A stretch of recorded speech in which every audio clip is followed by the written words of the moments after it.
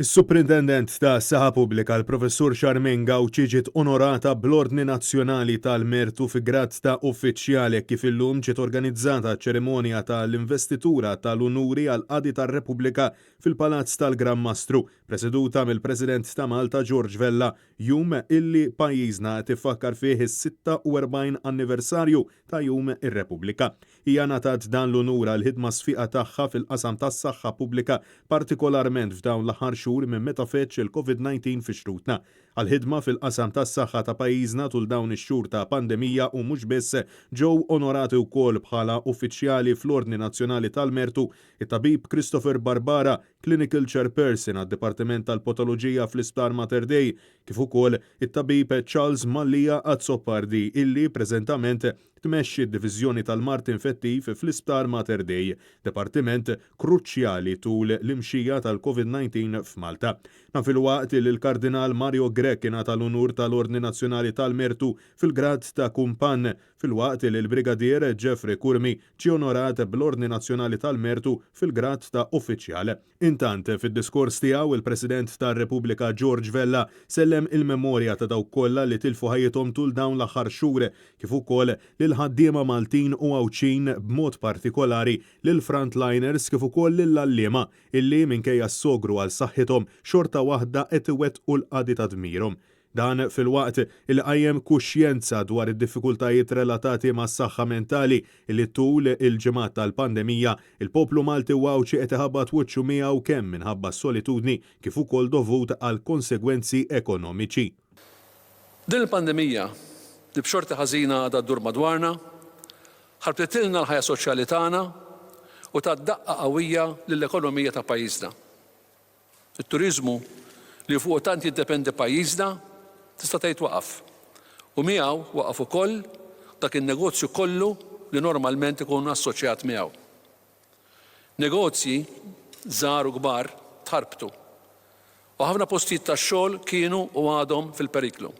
Dan fil-waqt li l-President George Vella saħaq li din is-sena ma kienx waħda bħal tas-soltu mhux biss minħabba l-pandemija, iżda anke għat-turbulenzi politiċi blajta tas-soċjetà ċivili ta' talba għal ħaqq u ġustizzja fl-assassinju tal-ġurnalista Daphne Caruana Galizia. L-ewwel l-akbar sfida li għandu pajjiżna qudiemu bħalissa hija li mill-iktar fis possibbli fil-parametri tal-korrettezza ġudizzjarja neċessarja isir ħaqq u titwettaq ġustizzja ma' min jinstab ħati li b'xi mod kien parteċipi fil-qtil faħxi tal-ġurnalista Daphne Caruana Galizia. L-allegazzjonijiet ta' kriminalità u l-konnessjonijiet dubjużi għandhom jiġu investigati bl-aktar mod professjonali u dawk involuti mresqa quddiem il-liġi bla dewmien jew favuri.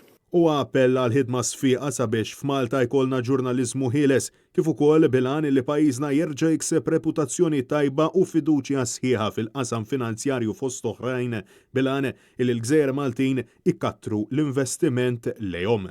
Irridu natfu kif jidher pajjiżna barra minn xtutna.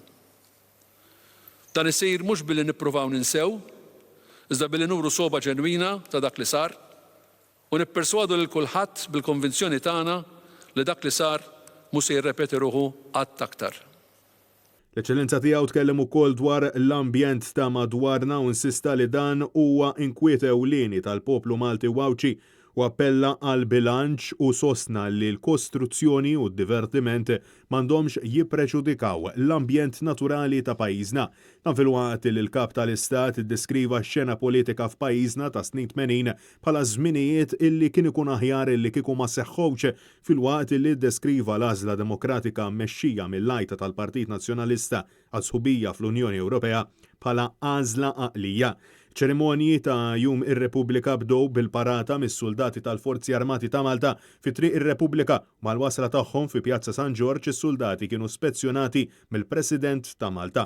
U wara d-diskors tal-President ta' Malta huwa tal-ħatriet fl-Ordni Nazzjonali tal-Mertu bħala membri ġew rikonoxxuti il-Maestro Paula Bela, il-Professur Charles Briffa, Anthony Cassar Darien, il-Professur Stephen Montfort, James Henry Persol u l-Monsinjur Joseph Vella Gawci. Dan fil-waqt illi ingħatat il-medalja għal qati tar-Repubblika lil professur Monsinjur Emanuela Ġuse, lil professur Carmelo Aġuse, lil professur Alan Dejdun, lil Raymond Farrugia, lil Elio Lombardi u lil Rebecca Cremona. Din il-medalja ngħatat ukoll lill-membri tal-grupp mużikali The Tramps b'rikonoxximent għall-karriera tagħhom fil-mużika Maltija.